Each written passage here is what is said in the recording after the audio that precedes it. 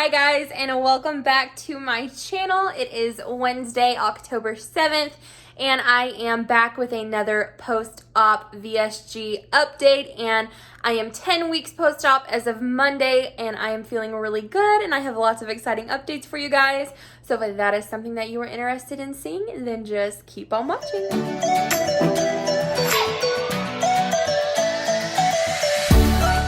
First thing that I want to talk about is the fact that I am officially down 55 pounds and I have lost 5 pounds this past week. 5 pounds, and that is the most that I have lost like consecutively in a 7-day period since my surgery. So I am ecstatic about that and I am feeling wonderful. Not much has changed to contribute this weight loss this week. The only thing is that I did start a second period since my surgery, and yes, if you watch my previous videos, I just started my period for the first time since surgery maybe 2 videos ago.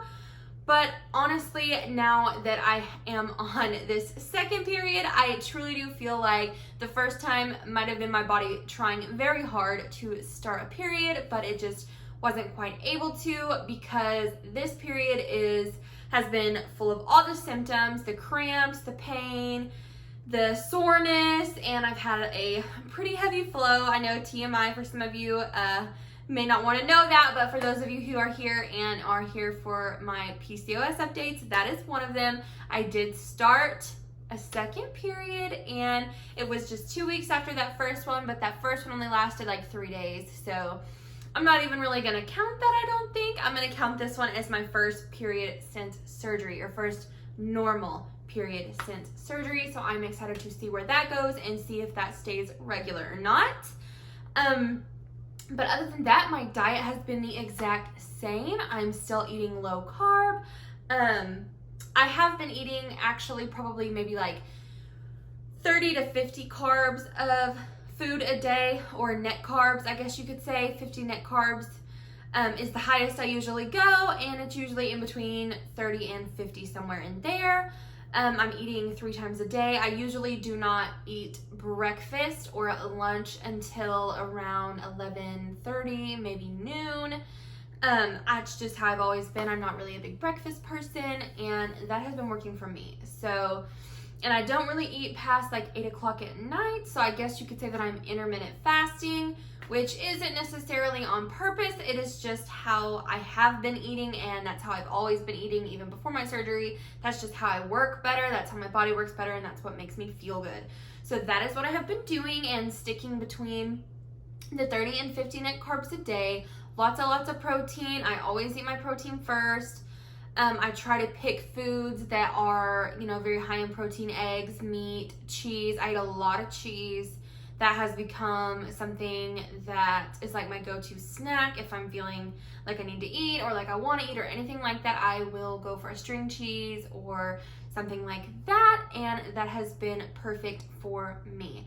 So my diet hasn't really changed, and I'm still exercising 5 days a week. I have switched that up a little bit. I know in previous videos I was talking about how I was walking on the treadmill 5 days a week, and if things don't pan out, I am still walking on the treadmill 5 days a week, Monday through Friday, for about 30 minutes. So for the most part, Monday through Friday, there's 2 nights a week where me and my husband will go on a mile walk together once he gets off of work. So that's 2 days a week. We usually do that on Monday and Wednesday. And in the mornings, I have been doing like arm toning and leg toning workouts. Not very long, honestly. I'll spend like 15 minutes in the morning just doing some toning exercises with my 5-pound weights, and I will get on the floor and I will do anything that has to do with leg workouts. I'll just go on Pinterest and look it up, and there will be all kinds of options, and I usually spend about 5 or 10 minutes doing those as well. And honestly, that is hard. It is super hard, but it is getting easier. So that is what I have been doing on those 2 days of the week that my husband walks with me at night.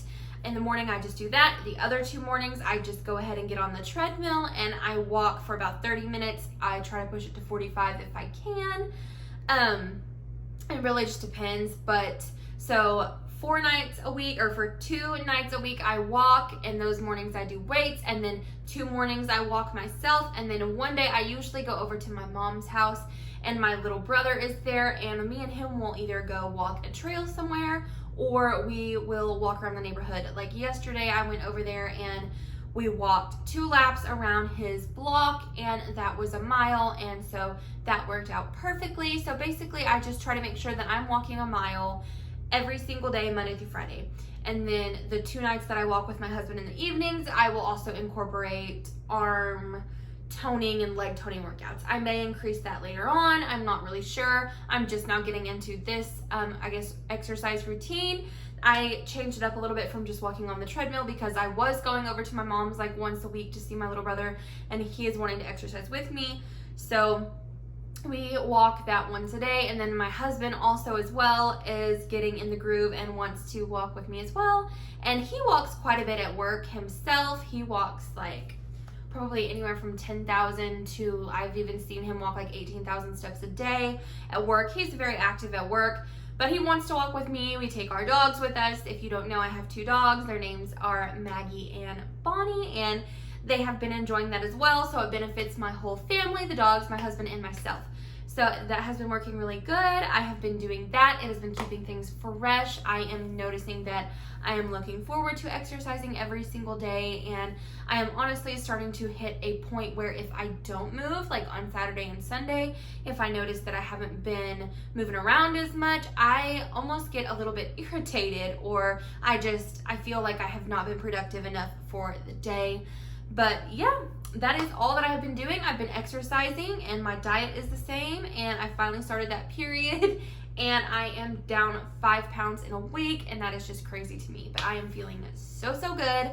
I also went to my primary doctor this last Thursday, and my blood pressure was 117/74.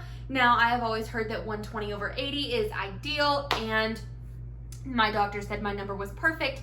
Now, one of the main reasons that I decided to have VSG surgery was in December of 2019. I got diagnosed with high blood pressure at 22 years old, and I had to go on blood pressure medication and take that daily, and my blood pressure was still sitting at like 150/90, 150/98. It was very, very high every single time I would go to the doctor. But I have still been taking my blood pressure medication, and I took it that morning I went to the doctor. My blood pressure was 117/74, and she thinks that my primary thinks that at my next appointment at 3 months from now, I will probably most likely be able to get off my blood pressure medication. So that is by far the best news I have gotten this entire journey. So I am so excited about that. That was one of the main reasons and the final kind of push, I guess you could say, that made me decide to have gastric sleeve surgery or weight loss surgery in general, was that I did not want to live the rest of my life, especially starting at 22, with high blood pressure. So I am 23 now. I turned 23 in June, and hopefully, fingers crossed, I will be able to get off that medication in 3 months. She said that if I do start to notice any symptoms that could be low blood pressure, to call her and she'll see me sooner. The only reason I go every 3 months is because they do blood work and I get my thyroid medication checked, which also my thyroid levels are stabilized on the medication I am at. They were always going up and down, so that is another huge thing. And also my heart rate was 60 after walking around, and that is also completely unheard of for me. So overall, I feel like my body is finally able to kind of take a little breather. It is obviously running better. It is obviously working better. And I am just so excited for that. I'm so excited that I feel so much better and that the numbers are just looking so much better. My blood work looks good. My vitamin D was a little bit low, but that was low before my surgery as well. She just told me to keep on taking a vitamin D supplement, and that is what I'm doing, and hopefully I will be able to combat that. There are also other little things, I guess, that I have noticed as well. I am fitting into clothes that I was fitting into a couple years ago, And also I noticed that the other day I had a little itchy spot on my back, and I reached around and could touch the spot on my back, which I know for some people that may not be a big deal, but for me it was something that I just was like, wow, I didn't even realize I couldn't do that before, but now I can. So lots of exciting changes, lots of exciting things going on over here, and I am honestly just feeling better than I have felt probably ever. I don't know if I've ever eaten this well and exercised this much since I was like probably 13 or 14, honestly. Like honestly, all throughout high school, I did not exercise that much. I was not exercising 5 days a week. I was not making sure that I was eating the right things. And so I honestly feel better than I have felt in years. And it's crazy. It's crazy to me how fast time is flying. I can't believe I am 10 weeks post-op. I am pretty much eating anything that I want. I actually did have one problem. I have run into one problem so far, and that is coffee. I had some coffee. Now, I don't know if it was the caffeine or what, but I had some coffee with some sugar-free creamer, and I felt so sick. My heart started to race. I started to sweat, and I just did not like the way that I felt. So I don't know if I need to try like a decaf, or I might even just avoid it in general. I am not a huge coffee drinker, but I do go on kicks, I guess you could say, where I will want coffee for multiple days in a row, and then I'll kind of not drink it for a week or two. But this kind of turned me off to it, honestly, but that's all right. If that is something that I have to give up, or if that is something that I have to give up, I am more than fine with that. I probably will end up trying some decaf though and see how that affects me, because it might have just been the caffeine. All I pretty much drink is water anyways. I sometimes drink flavored water, but it is a struggle, or it is a little bit of a struggle for me to get my water in anyways. So I don't really focus on other things. I just make my water and try to get my water down. And I think the reason that I struggle with my water so much is just the simple fact that we can't, or we should not, at least I have been advised, not to drink 30 minutes before or 30 minutes after eating. And beforehand, that was when I did my most drinking. I would gulp down a drink along with whatever I was eating. So very hard. I have downloaded an app that does send me reminders like every 15 minutes to drink water. So that is what I have been doing. But overall, I'm sticking to my diet. I am sticking to exercise. I am getting my water in, and my body seems to be loving that. My body seems to be thriving on that. So I'm very, very excited about all these changes. I'm so excited about my blood pressure. I'm so excited about hearing about my heart rate being low, and hopefully things continue to go this well for me. But yeah, anyways, that is pretty much my 10-week post-op update. And I just wanted to say thank you to all my new subscribers. I have had tons of new subscribers and people who have come and followed me on Instagram, which my Instagram name will be down below in the description box. But yes, I just want to say thank you to all the new subscribers who are watching me and doing this journey along with me. And if I can help even just one person feel more confident on their journey, whether they're just starting, they're in the process, or have had the surgery, then that is great for me. That makes me feel great, and that makes me want to keep doing this and keep doing these updates every week. But yeah, that is it, and thank you so much for watching another post-op update video. I hope you enjoyed, and I will see you guys in the next one. Please subscribe to my channel if you haven't already, and I will see y'all in the next one.